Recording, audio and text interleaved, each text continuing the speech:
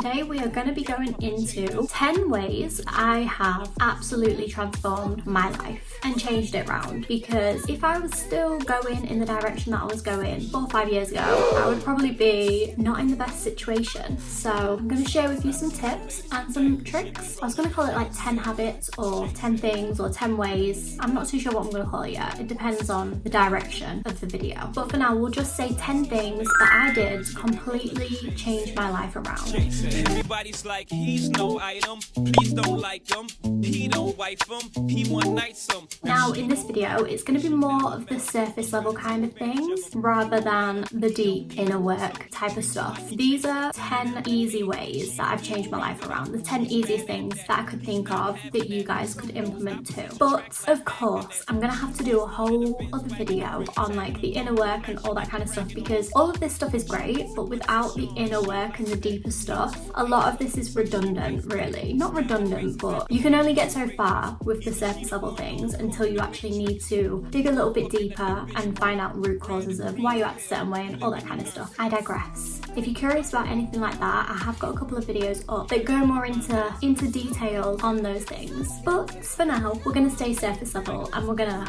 this is like a little introduction to how I've changed my life around. For a bit of background, I used to be very, very miserable. I used to be very depressed all the time. I had acne, really, really horrible acne, aggressive style acne. I was bloated all the time. I was going out and drinking every single weekend, binge drinking, binge eating to make up for how I felt after a weekend of binge drinking. I was really resentful of a lot of people in my life and a lot of my family even. I didn't even realise it. I was just not in a good way. I was not heading in the right direction. And a lot of things have happened to kind of put me back on the right path, which I'm very, very grateful for. At the time I wasn't, but now when I look back on them, I think, right, okay, that was redirecting me to where I am today. But yeah, I wasn't a happy girl. I was very just insecure. There's many words that I could use to describe how I used to be, and we all need a starting point. So in my journey of self-development, I've been doing this whole thing for years now. I've been trying to become the best version of myself for God knows how many years, and each time I would kind of go back and forward and to and froing from different life hacks, different ways to become the best version of yourself, glow up, all that kind of stuff. Now in this time, I have essentially tried it all. Every kind of fad diet. I've tried all the fad diets. I've tried all of the quick fixes to how to be confident and how to be productive and live the best life. But a lot of approaches were very extreme, and I felt like each and every approach that I would take would just lead me back to the same situation as I was before, because nothing was sustainable. Everything was just so extreme. So I want you to learn from my trial and error.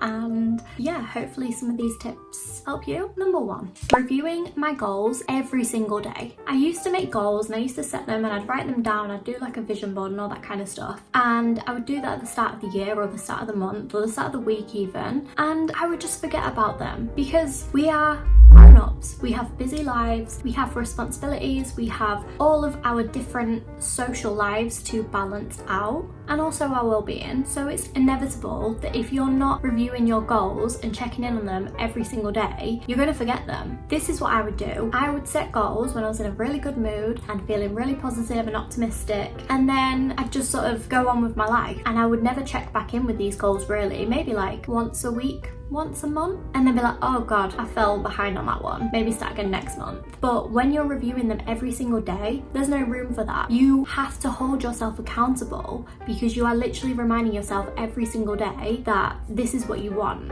And in doing that, you can then make small tasks for that one day, very, very small tasks, and you can tick them off and then feel so much better at the end of the day, because you know that you're that tiny little bit closer to reaching your goals. Review your goals every single day, because otherwise you're going to forget, and then you're always going to fall short and you're always going to feel bad about not reaching them. Number 2, not overpromising on my fitness and gym goals and things that I could do for the week. I used to say to myself, oh, I'm going to go to the gym at least 3 to 5 times this week, and then I will be happy with myself. Oh, naive Sammy. Little did I know that that was not going to happen most weeks. And what you do by saying that you're going to go to the gym 5 times a week when you know deep down that you're probably probably not even going to go once, is that you dishearten yourself. Is that the word?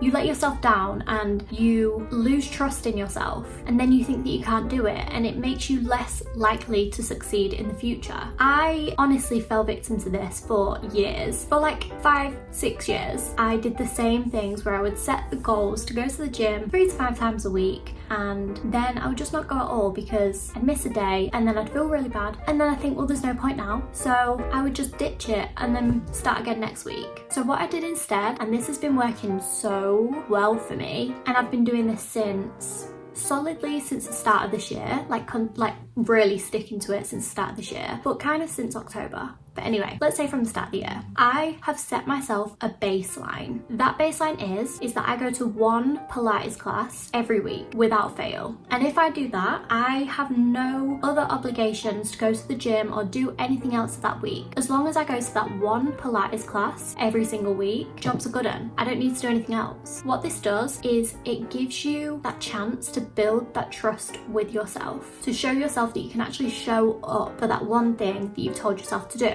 And if you can't do that, I think this is where you actually need to have a little bit of self-awareness and a little bit of discipline, because going to 1 gym class a week, that's doable. That's completely doable. And if you can't do that, maybe it's time to, I don't know your situation, but, or even your goals. Your goals might not even be anything to do with fitness, but if they are, you need to look into that. But anyway, this has helped me so much because I have consistently been to Pilates every single week since January. Every single week I've gone without fail. And do you know what happened as a result of this? I felt and feel more inclined to do more. In fact, I want to do more because it makes me feel good, and there's no obligation there. When I'm not forcing myself and giving myself all this tough love and making myself feel really bad for not doing this, that and the other, I suddenly become overwhelmed with motivation to get things done and to do things that are better for me because I'm not forcing myself to do them. I don't feel obligated. It switches it from being a chore to being something really, really fun that I want to do for myself. Okay, number 3, I bought a Kindle. This is very surface level. This is like materialistic, but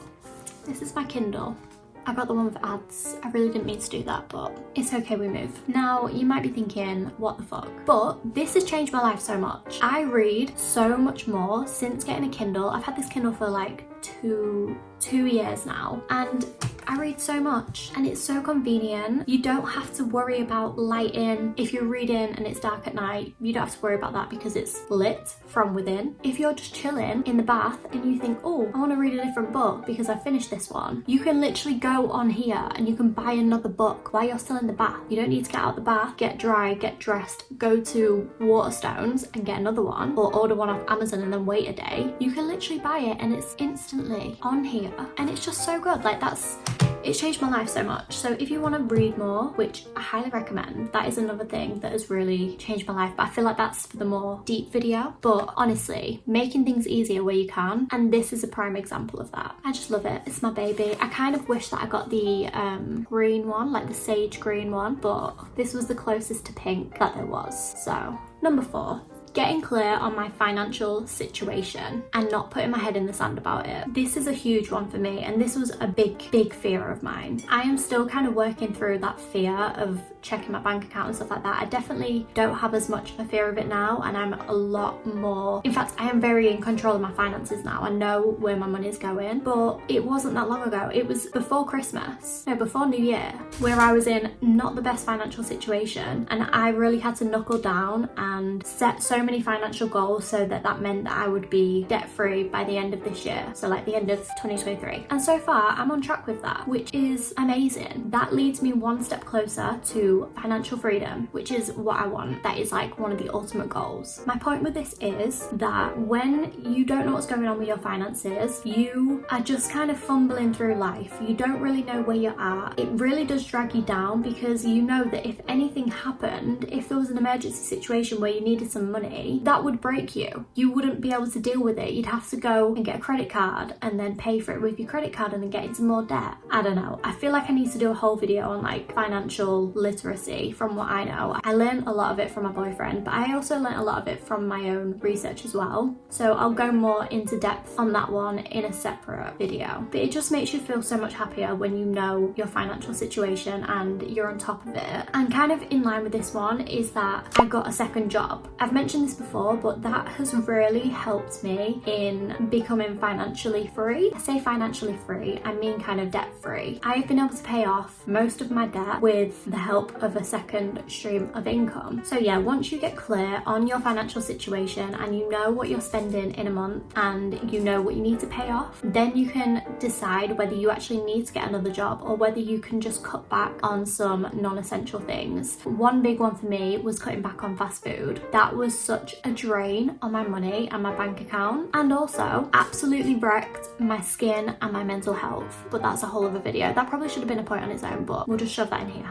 Number 6, stopped washing my hair every single day and taking more care of it in the interim. Prime example is today. I feel like I always film on hair wash days, which is lovely. Love that for me. Yeah, looking after my hair more has really helped with my hair health, and then as a result of that, my confidence. It brings so much confidence when you know that you take care of yourself and you know that you put effort and care and love into the way that you look. Now, I don't even wear makeup every single day. In fact, I don't actually wear makeup that often, so I don't mean you need to get all dolled up and looking glam to feel confident. That's not what I'm saying at all. But putting care and love into looking after your hair and your skin as well, like, oh, it just brings so much confidence to you when you consistently look after yourself and your hair and your skin. Number 7, now I wasn't going to put this in here because this is one of those cliche, probably overspoken about things, but needs must, because this is a very important thing that changed my life around. Having a morning routine.